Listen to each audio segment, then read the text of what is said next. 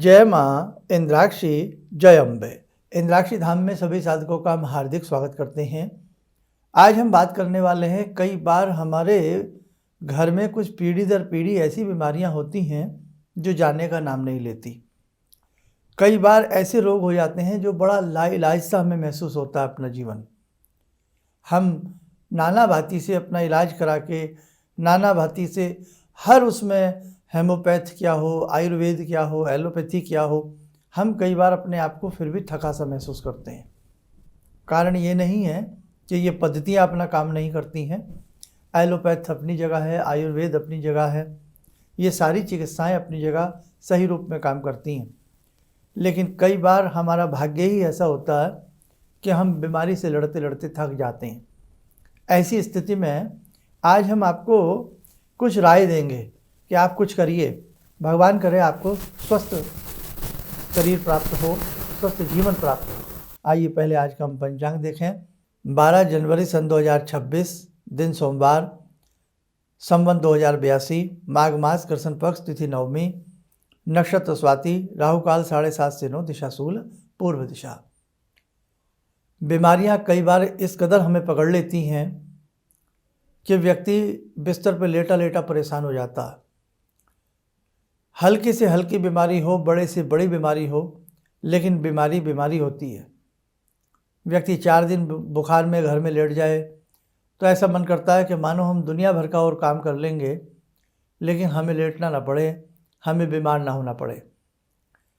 कई बार ऐसी भी बीमारियां होती हैं जो मेडिकल पैमाने पर कहीं कुछ निकलता नहीं है, रिपोर्ट्स में ये सब कुछ आता है कि यू आर फिट, लेकिन उसके बावजूद भी व्यक्ति अपने आप को अनफिट समझता है और शरीर गिरा रहेगा। बहुत सारी चीज़ें उसके साथ होती रहती हैं। कई बार परिवार भी उसकी बात को सुनने मानने को तैयार नहीं होता। खैर, ऐसी स्थिति में हम आपको एक राय देते हैं कि आप दुर्गा कवच और इंद्राक्षी कवच, एक होता है इंद्राक्षी स्तोत्र, लेकिन हम कवच की बात कर रहे हैं।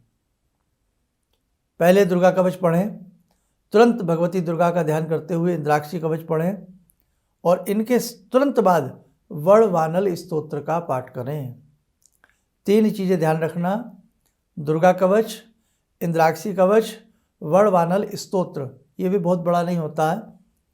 हनुमान जी का ध्यान करके मात्र ये 2 या 2.5 मिनट में इसका एक पाठ हो जाता है। दुर्गा कवच का एक पाठ करेंगे, इंद्राक्षी कवच का एक पाठ करेंगे, वड़वानल स्तोत्र के यहाँ 5 पाठ करेंगे। डेली का आप ऐसा रूटीन बनाइए।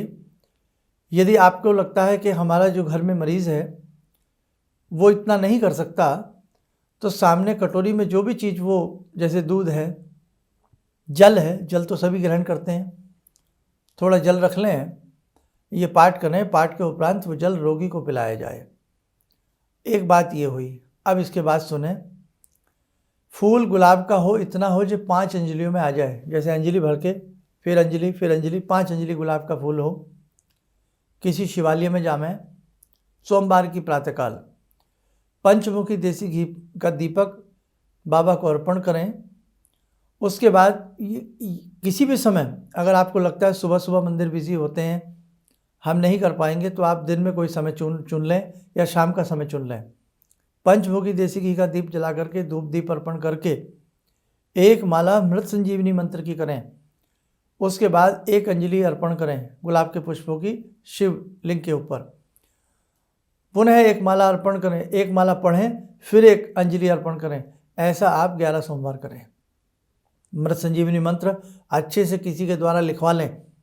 किसी दूसरे व्यक्ति के हाथ से लिखा मंत्र शीघ्र फलीभूत होता है, ये ध्यान रखना। तो इसलिए यहाँ हम आपको राय नहीं देंगे कि आप हमसे सुने। आप इसको किसी भी आसपास के मंदिर में जाकर के किसी विद्वान से, किसी ब्राह्मण से, या आपके घर में कोई बड़े बुजुर्ग हों, भले ही चाहे कॉपी किताब उनके हाथ में रखें कि ये लिखा हुआ है, आप इसको लिख दें। तो मृत संजीवनी मंत्र की 5 माला 11 सोमवार, हर सोमवार करनी है। हमें पूर्ण विश्वास है आपका रोगी ठीक होगा। यदि आप स्वयं रोगी हैं, आप ठीक होंगे। कोई बड़ी लाइलाज बीमारी चल रही है तो उससे भी आपको निजात मिलेगी। और एक उपाय और, शायद आपको यहाँ मुझे कहना बनता नहीं है, लेकिन कहने का मन है। क्या? पीढ़ी दर पीढ़ी जो बीमारियां होती हैं तो एक चीज़ उसमें की जाती थी कि जब रोगी, ईश्वर न करे, कई बार परिवार में कोई व्यक्ति रोगों से लड़ता लड़ता उसका अंत हो जाता है और जब चिता तक उसको ले जाया जाता है तो एक काष्ठ की लकड़ी की पीढ़ी बनाई जाती है और वो पीढ़ी उसी शव के साथ भस्मसात कर दी जाती है ताकि पीढ़ी दर पीढ़ी चलने वाली बीमारियां इसी पीढ़ी के साथ समाप्त हो जाए। ऐसा हमने अपने जीवन काल में भी कई स्थानों पर ऐसा देखा है।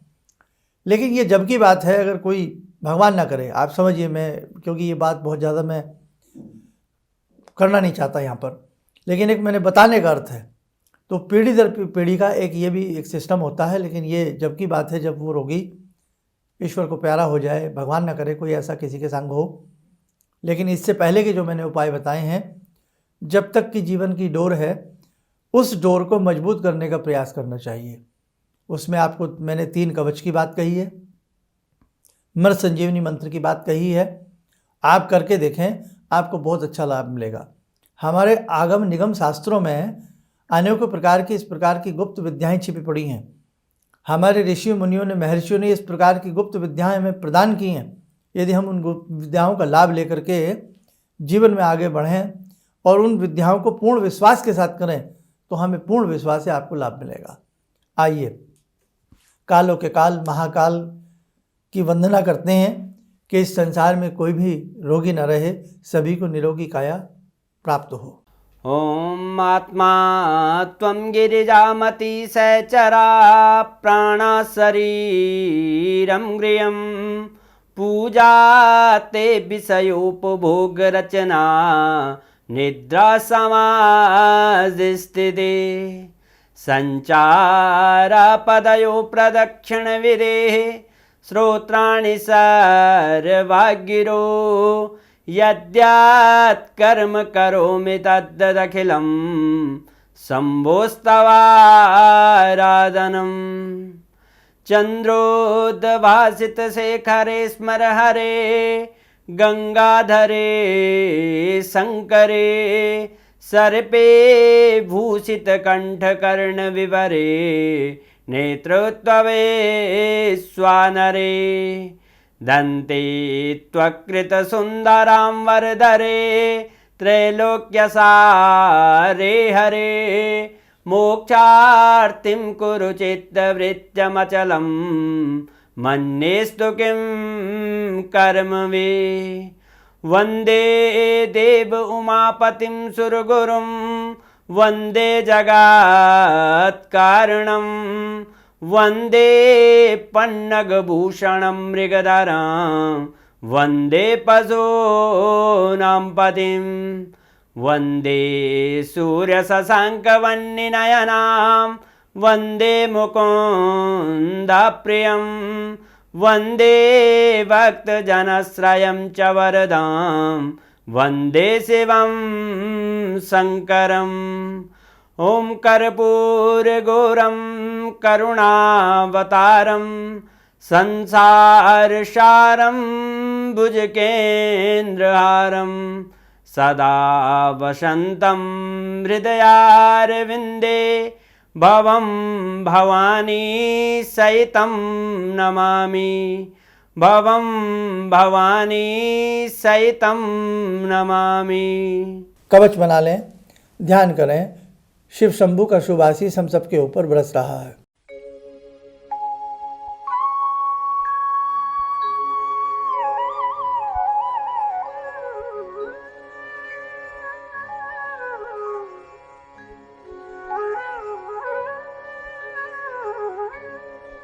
ओम बोलते हुए नेत्र खोलें, सामान्य हो जाएं। और देखो साधकों, जिस प्रकार से शक्ति उपासना सत्र महीने के द्वितीय और चतुर्थ रविवार में चल रहे हैं, इनमें भी आने का आप लोग प्रयास करते रहें ताकि नाना भांति के आपके रोग संकट दूर होते रहें। और हमें पूर्ण विश्वास है जो भी साधक शक्ति की उपासना से जुड़ता है, शक्ति के उपासना करता है और किसी ऐसे पीठ में, किसी ऐसे क्षेत्र में, धर्म क्षेत्र में, स्थान में जाकर के उपास्या की साधना करता है तो नाना भांति से उसके रोग दोष शोक दूर होते हैं। तो आगामी 25 जनवरी का ये आयोजन रहेगा शक्ति उपासना सत्र का। आप लोग जरूर आइएगा। और एक विशेष बड़ा आयोजन, जैसे आज बात की गई पीढ़ी दर पीढ़ी रोग, तो प्रारब्ध के जितने भी दोष हैं उनके शमन के लिए और नाना भांति के जीवन में सुख शांति और धन समृद्धि के लिए 5 अप्रैल का एक विशेष आयोजन है। उसमें इंद्राक्षी धाम की ओर से हम आप सभी को आमंत्रित करते हैं, तो आप लोग उसमें भी आने का प्रयास जरूर करें। पूरी डिटेल के साथ जानकारियाँ 5 अप्रैल के बारे में धीरे धीरे इन्हीं अंकों के माध्यम से आपको मिलती चली जाएंगी। आप लोग स्वस्थ रहें, सुखी रहें। इन्हीं शुभकामनाओं के साथ हम अपनी वाणी को विराम देते हैं। जय जय अम्बे। गुरु जी से मैं तब से जुड़ा हूँ जब से वो एक चैनल आती थी P7, उसी से मैं जुड़ा हुआ था। और गुरुदेव से हमारी जब मुलाकात हुई तो मैं आश्चर्यचकित रह गया जब उन्होंने हमसे बताया कि आपके साथ ऐसे ऐसे हुई। तो मैं इतना आश्चर्य हो गया कि इन्हें कैसे मालूम, और इतना बढ़िया इन्होंने बताया जिसके वजह से मैं आज तक उनसे प्रभावित हूँ। और इनका बताने का शैली वगैरह इतनी बढ़िया है जो हम अपने क्लास के टीचर से भी उतना बढ़िया नहीं समझ पाते थे। ये हमें बहुत पसंद आई। और दूसरी बात कि इनके साथ जितने भी मैं जुड़ा, जब से जुड़ा रहा, जो भी समस्या आई मैं बहुत ही अच्छा तरह से मेरे सॉल्व होते चले गए। और आज तक मैं उनके आशीर्वाद से मैं बहुत सुखी हूँ। किसी भी समस्या के समाधान के लिए मिले प्रसिद्ध हस्तरेखा एवं वास्तु विशेषज्ञ प्रोफेसर धर्मेंद्र शर्मा जी से। नोट: शिविर में भाग लेने हेतु एवं व्यक्तिगत रूप से मिलने के लिए कॉल करने का समय सुबह 10 बजे से शाम 6 बजे तक। हमारे विभिन्न ज्ञानवर्धक कार्यक्रम देखने के लिए आप हमें अभी सब्सक्राइब करें, बेल आइकन को प्रेस करें ताकि आप देख सकें हमारा कार्यक्रम सबसे पहले। और अधिक जानकारी के लिए फेसबुक पेज को लाइक करना न भूलें।